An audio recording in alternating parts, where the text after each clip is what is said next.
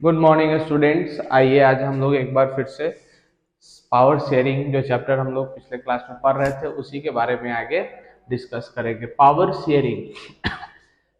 Sharing का अब next topic है मेजोरिटिजन इन श्रीलंका। मेजोरिटिजन इन श्रीलंका क्या है, तो आइए हम इसको देखते हैं। अब जब श्रीलंका और बेल्जियम का कहानी हम लोग पिछले क्लास में पढ़ चुके थे, तो आज हम लोग पढ़ेंगे मेजोरिटिजन इन श्रीलंका, जो इस चैप्टर का नेक्स्ट टॉपिक है। हम नेक्स्ट टॉपिक की ओर चलेंगे। तो देखिए क्या है टॉपिक में। The democratically elected government adopted a series of majoritism policies measures to establish Sinhala supremacy। यानी कि सिन्हाला कितने परसेंट थे? 74% सिन्हाला लैंग्वेज बोलने वाले लोग।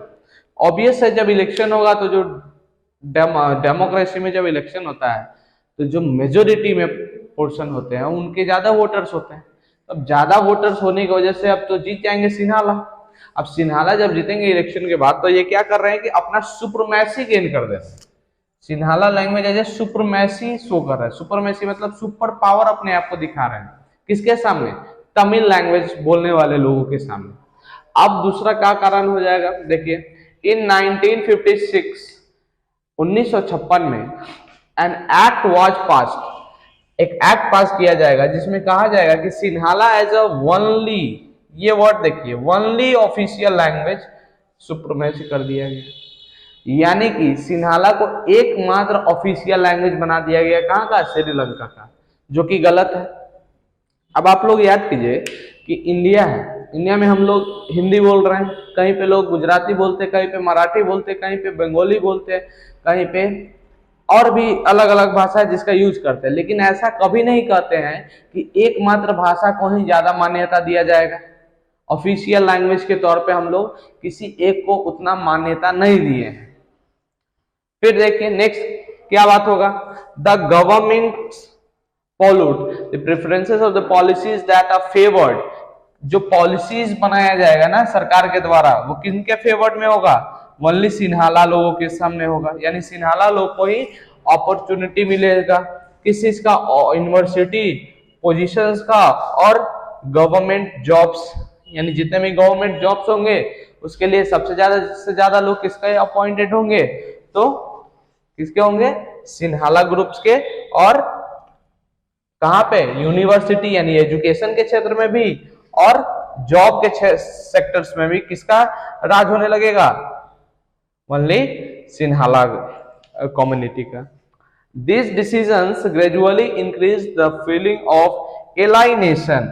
ये जो सिचुएशन क्रिएट होगा लोगों के बीच, ये मान्यता बना देगा कि देखिए हम लोग क्या है, एलाइनेशन जैसा बिहेव किया जा रहा है, जैसे कि हम इस नेशन के हैं ही नहीं। अब इसके बाद ही देखिए नेक्स्ट क्या कहा जा रहा है। The Sri Lankan Tamils launched up parties and struggle for the recognising as a Tamil. अब देखिए, अब श्रीलंकन तमिल्स क्या करेंगे? अपना एक पार्टी बनाएंगे और स्ट्रगल करेंगे किस चीज के लिए? कि Tamil as an official language बने, यानी तमिल को भी ऑफिशियल लैंग्वेज में इंक्लूड कर लिया जाए। और रीजनल ऑटोनॉमी यानी क्षेत्रीय, उनका जो वर्चस्व खत्म हो गया था, यानी कि उनको कोई इज्जत ही नहीं दिया जा रहा था, उनको वो मिले, हक मिले, राइट मिले। और equality opportunity in securing education and jobs, यानी कि एजुकेशन के क्षेत्र में भी इक्वालिटी दीजिए और जॉब के सेक्टर्स में भी इक्वालिटी दीजिए। क्योंकि सिन्हाला को ही एकमात्र ऐसा बना दिया गया था कि यूनिवर्सिटी में टॉप के पोजीशंस किसके होंगे? तो ओनली सिन्हाला ग्रुप के होंगे। और जॉब किसको मिलेगा गवर्नमेंट का? तो ओनली सिन्हाला को मिलेगा। ये गलत हो गया था। यहाँ पे कहा जा रहा है कि नहीं, अब हमें भी एजुकेशन चाहिए और हमें भी जॉब चाहिए, ये भी इक्वालिटी अपॉर्चुनिटी दीजिए, यानी बराबर की इक्वालिटी का भाव लाइए, बराबर सबको अधिकार दीजिए। सबको मतलब दोनों ग्रुप को। By 1980s, several political organizations were formed demanding an independent Tamil Elam state। अब देखिए तमिल इलम स्टेट का बात हो रहा है, यानी तमिल इलम स्टेट मतलब क्या? इन्होंने, ये जो लोग हैं तमिल्स, ये क्या करेंगे? तमिल बोलने वाले लोग ये 1980 के दशक में पॉलिटिकल ऑर्गेनाइजेशन बनाएंगे और जिनका डिमांड क्या होगा कि हमें एक, जब तुम हमें ये इक्वालिटी नहीं दोगे नहीं दोगे जॉब में और नहीं दोगे एजुकेशन में इक्वलिटी, तो हम अपना अलग स्टेट बना लेंगे। जब अलग स्टेट बनाने का बात होगा तो क्या कहेंगे कि हम अपने स्टेट का नाम तो तमिल स्टेट रखेंगे, और वो कहाँ होगा तो श्रीलंका के नॉर्थर्न, देखिए नॉर्दर्न एंड ईस्टर्न पार्ट।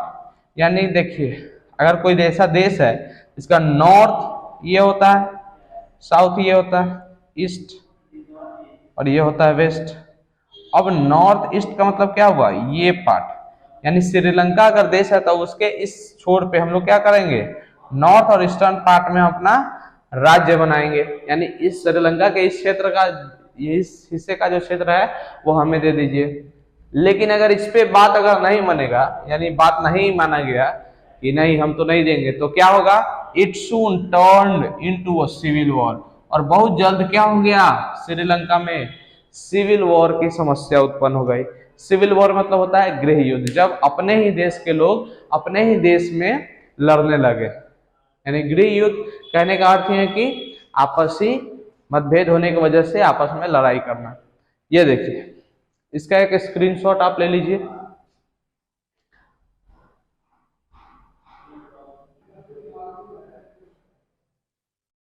आइए अब नेक्स्ट टॉपिक है अपना एकोमोडेशन इन बेल्जियम। यानी बेल्जियम ने क्या समझदारी दिखाई, यानी एकोमोडेशन इन बेल्जियम क्या कहता है उसको देखने का प्रयास करेंगे।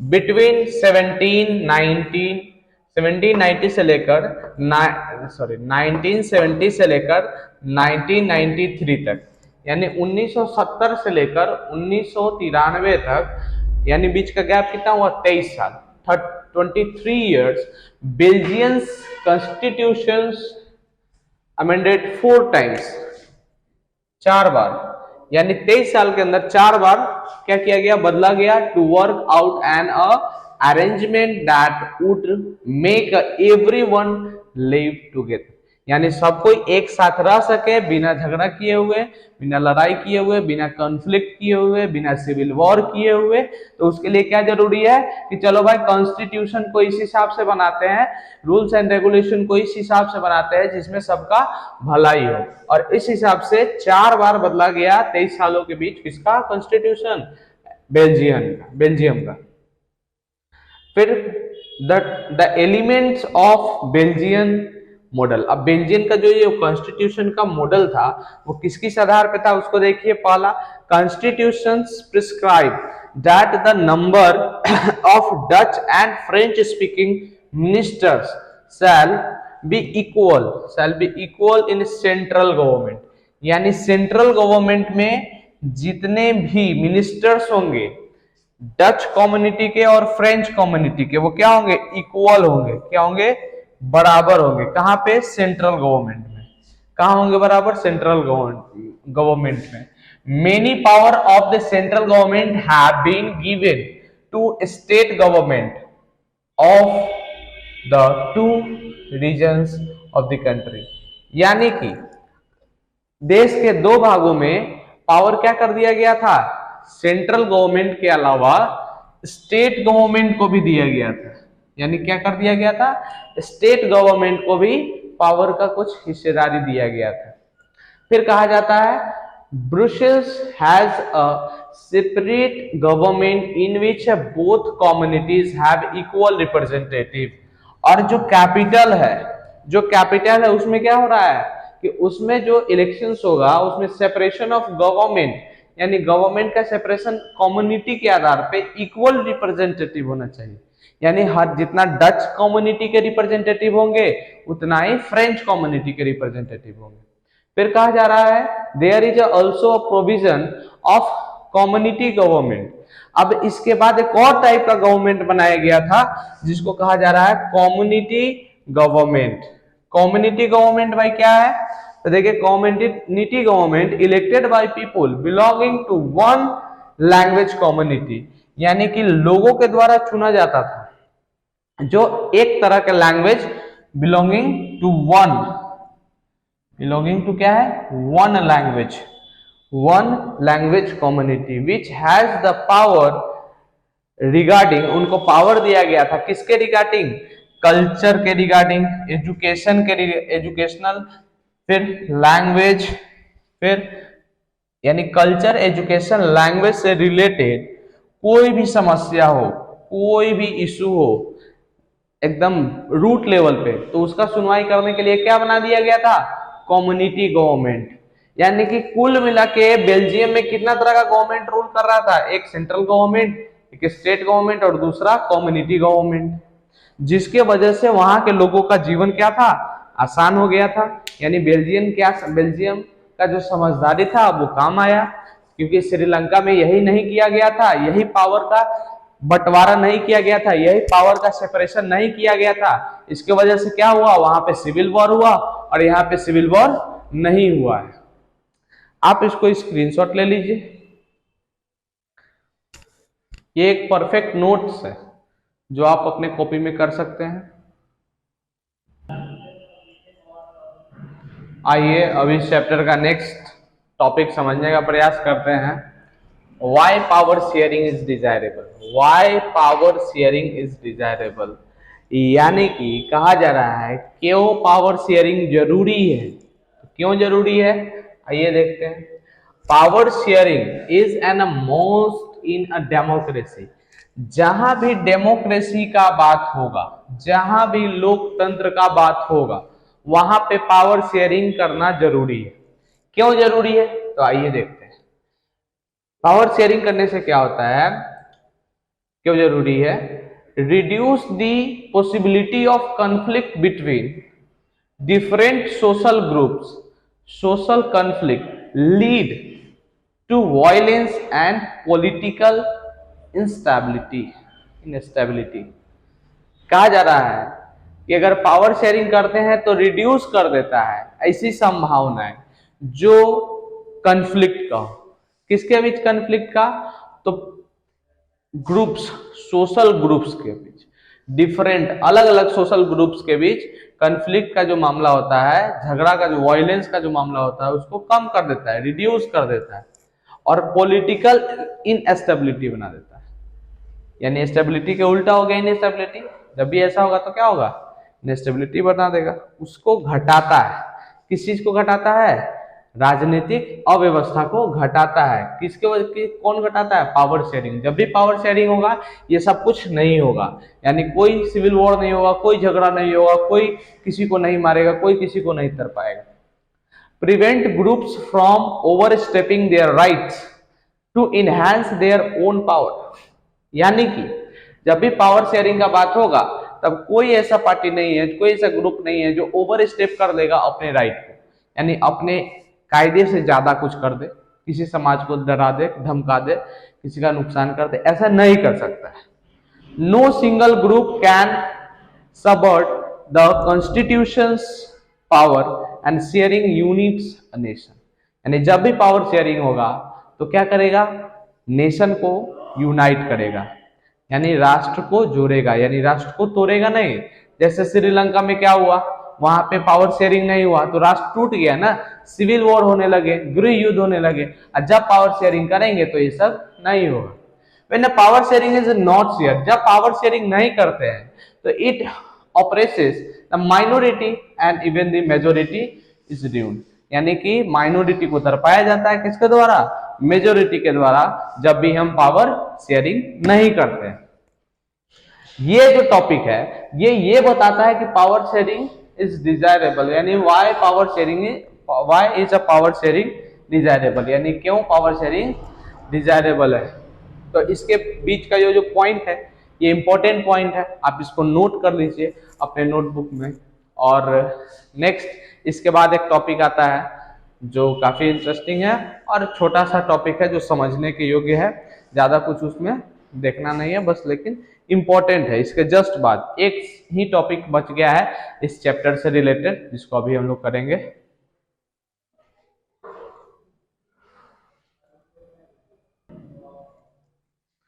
आइए अब इस चैप्टर का सबसे आखिरी टॉपिक देखते हैं, फॉर्म्स ऑफ पावर शेयरिंग। यानी कि पावर शेयरिंग के क्या क्या फॉर्म्स है।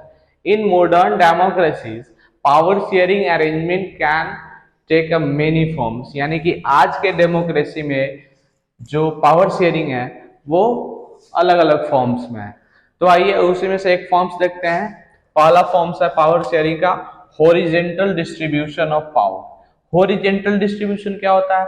तो हम सभी जानते हैं एक हॉरिजेंटल लाइन होता है और एक वर्टिकल लाइन होता है। तो हॉरिजेंटल यानी कि ये हॉरिजेंटल लाइन है, मान लीजिए ये हॉरिजेंटल लाइन है, यानी कि horizontal distribution of power sharing किस आधार पे कहा जा रहा है, और एग्जांपल में इंडिया दिया जा रहा है, किस आधार पे? तो यहां देखिए executive, legislative, judiciary,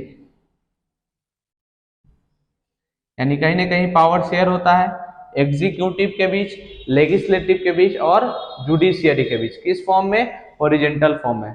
federal government का बात हो रहा है, दूसरा फेडरल गवर्नमेंट, और ब्रैकेट में कहा जा रहा है वर्टिकल गवर्नमेंट। अब फेडरल गवर्नमेंट कैसा होता है? तो यहाँ पे वर्टिकल का एक नाम दिया हुआ, क्या है? वर्टिकल। तो वर्टिकल मतलब इस तरह से, और फेडरल सिस्टम क्या बताता है? More than one level of government, यानी कि टू या टू से, या फिर ऐसा भी स्टेटमेंट बोल सकते हैं मोर देन टू, नहीं टू, या तो फेडरल गवर्नमेंट को कैसे एक्सप्लेन करेंगे? More than one level of government, यानी कि वन लेवल से ज्यादा का गवर्नमेंट होगा, यानी दो या दो से अधिक होगा, तीन होगा, चार होगा, तो एक भी। तो कैसे होगा? सेंट्रल गवर्नमेंट, स्टेट गवर्नमेंट, और ये कहाँ का एग्जांपल दिया गया है? यूएसए का। तो यहाँ दो ही होता है। जब इंडिया का बात करेंगे तो इंडिया में फेडरल गवर्नमेंट में भी एग्जिस्ट करता है, जो कि नेक्स्ट चैप्टर हम लोग पढ़ेंगे। तो सिविक्स का वही दूसरा चैप्टर क्या है? फेडरलिज्म के बारे में ही है, जहाँ पे इंडियन फेडरलिज्म जब पढ़ेंगे तो वहां पे पढ़ेंगे कि सेंट्रल गवर्नमेंट पे भी है, स्टेट गवर्नमेंट भी है और लोकल गवर्नमेंट भी है। लेकिन यूएसए के अकॉर्डिंग एग्जांपल यूएसए दिया जा रहा है, तो क्या है? दो तरह का गवर्नमेंट है, एक सेंट्रल गवर्नमेंट है और दूसरा स्टेट गवर्नमेंट है, जो कि वर्टिकली फॉर्म्स में है और दोनों के बीच पावर शेयर है। फिर तीसरा बताता है क्या point? In a different social group such as the religious, यानी कि अलग अलग सामाजिक ग्रुप में बटा हुआ है, जैसे कि रिलीजियस ग्रुप या लिंग्विस्टिक ग्रुप, यानी कोई धार्मिक ग्रुप हो या फिर लिंग्विस्टिक ग्रुप हो। एग्जाम्पल के लिए यहाँ देखिए बेल्जियम दिया हुआ है। अभी तुरंत पहले इससे नेक्स्ट पिछले टॉपिक में पढ़े थे कि बेल्जियम में क्या है? पावर शेयर किया गया है, कम्युनिटी गवर्नमेंट बनाया गया है। तो कम्युनिटी गवर्नमेंट किस आधार पे बनाया गया था? कम्युनिटी के आधार पे। और कम्युनिटी कौन थे वहां? लिंग्विस्टिक कम्युनिटी था, या तो फ्रेंच नहीं तो डच बोलने वाले लोग थे। फिर आखिरी बताया जा रहा है power sharing arrangements can also be seen in the way of political parties, pressures groups. देखिए अब क्या कहा जा रहा है कि और भी देखा जाता है कहीं कहीं पॉलिटिकल पार्टीज के बीच पावर शेयर होता है, प्रेशर ग्रुप्स के बीच पावर शेयर होता है। यानी प्रेशर ग्रुप्स किसको कहा जाता है? जो सरकार पे प्रेशर बना सके, जस्ट लाइक ऑपोजिशन पार्टी क्या होता है? प्रेशर ग्रुप हो गया। द मूवमेंट्स कंट्रोल, वैसे ग्रुप जो मूवमेंट्स को, यानी देश या राज्य में या जगह, किसी भी जगह जो मूवमेंट्स हो रहा है उसको कंट्रोल करने वाला ग्रुप, उसके हाथ में पावर रहता है। और फिर या फिर इन्फ्लुएंस कर सके, मूवमेंट को इन्फ्लुएंस कर सके, वैसे लोगों के पास क्या रहता है? पावर रहता है।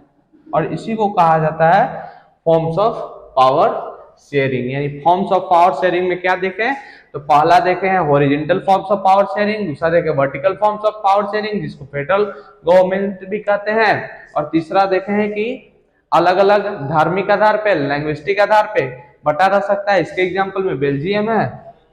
और सबसे आखिरी देखे हैं कि पावर शेयरिंग पॉलिटिकल पार्टीज के बीच रह सकता है, प्रेशर ग्रुप्स के बीच रह सकता है, और मूवमेंट्स कंट्रोल जो करता है, जो ग्रुप या लोग करते हैं उनके पास पावर शेयर होगा, और जिस या फिर उसको जो इन्फ्लुएंस करता है, यानी मूवमेंट को भड़का दे, मूवमेंट को अलग रुख दे दे, जिससे देश में अशांति फैल सके या शांति बनाए रखने के लिए भी जिनको यूज किया जाता है, वो क्या है? वो भी पावर, उनके बीच भी पावर शेयर किया जाता है। यानी पावर शेयरिंग में वो भी हिस्सेदारी है। ये चैप्टर पूरे तरीके से कंप्लीट हो गया है। ये नोट्स आप अपने कॉपी में लिख सकते हैं और वो बेहतर से बेहतर नोट्स में काउंटिंग कर सकते हैं। इसको आप इसको लिखिए, मेरे चैनल को सब्सक्राइब कीजिए, और ये सिलसिला जो अभी शुरू हुआ है पावर शेयरिंग के साथ, ये आगे भी चलता रहेगा। शेयर कीजिए, लाइक कीजिए, कमेंट कीजिए।